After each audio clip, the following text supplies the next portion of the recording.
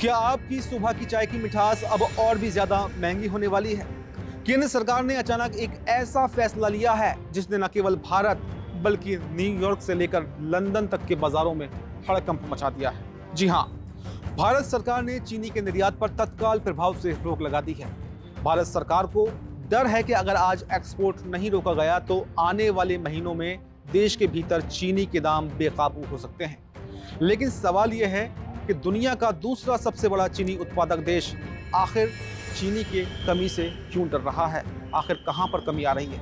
सरकार के इस फैसले के पीछे सबसे बड़ी वजह है आने वाले समय में खाद्य महंगाई को काबू में रखना। भारत दुनिया का दूसरा सबसे बड़ा चीनी उत्पादक तो है, लेकिन इस साल मौसम विभाग की चेतावनियों ने सरकार की नींद उड़ा कर रख दी है। वैज्ञानिकों का अनुमान है कि अल नीनो या मानसून की अनियमितता के कारण इस साल गन्ने की पैदावार प्रभावित हो सकती है। अगर बारिश कम हुई तो गन्ना कम होगा और चीनी का उत्पादन घरेलू खपत से भी नीचे गिर सकता है। सरकार नहीं चाहती है कि त्योहारों के सीजन या आने वाले महीनों में चीनी 50-60 रुपए किलो के पार चली जाए, क्योंकि अगर चीनी महंगी हुई तो सिर्फ चाय नहीं बल्कि बिस्किट, कोल्ड ड्रिंक्स, चॉकलेट्स और डेयरी प्रोडक्ट्स समेत पूरी एफएमसीजी इंडस्ट्री में एक आग सी लग जाएगी। भारत के इस एक फैसले ने अंतर्राष्ट्रीय बाजारों में भी खलबली मचा दी है। रॉयटर्स की एक रिपोर्ट के अनुसार भारत द्वारा निर्यात रोकने से वैश्विक स्तर पर सफेद और रॉ शुगर की कीमतों को भारी सपोर्ट मिलेगा। न्यूयॉर्क में कच्ची चीनी के दाम 2% और लंदन में सफेद चीनी के दाम 3% तक उछल गए हैं। दुनिया जानती है कि ब्राजील के बाद भारत ही वो देश है जो एशिया और अफ्रीका के देशों की मीठी जरूरतों को पूरा करता है। अब जब भारत ने अपने दरवाजे बंद कर लिए हैं तो थाईलैंड और ब्राजील जैसे देशों का दबदबा बढ़ जाएगा और वैश्विक स्तर पर चीनी की किल्लत देखी जा सकती है। भारत ने पहले 1.59 मिलियन टन निर्यात की अनुमति दी थी, लेकिन अब प्राथमिकता केवल और केवल भारत की चिंता है, यानी पूरी तरह से एक्सपोर्ट बंद कर दिया है। अक्सर ऐसे बैन के बाद में सबसे बड़ा सवाल उन व्यापारियों का होता है जिनका माल बंदरगाहों यानी कि पोर्ट्स पर पड़ा हुआ है।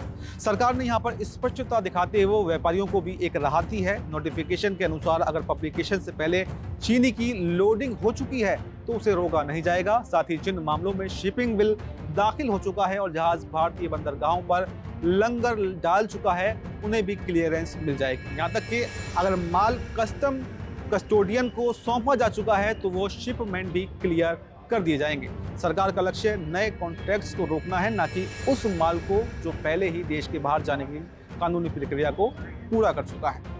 ये रोक कोई छोटी अवधि के लिए नहीं है, बल्कि सरकार ने यह भी साफ कर दिया है कि कच्ची, सफेद और रिफाइंड चीनी के निर्यात पर यह पाबंदी सितंबर 2026 तक जारी रहेगी और अगर हालात नहीं सुधरे तो इसे और भी आगे बढ़ाया जा सकता है।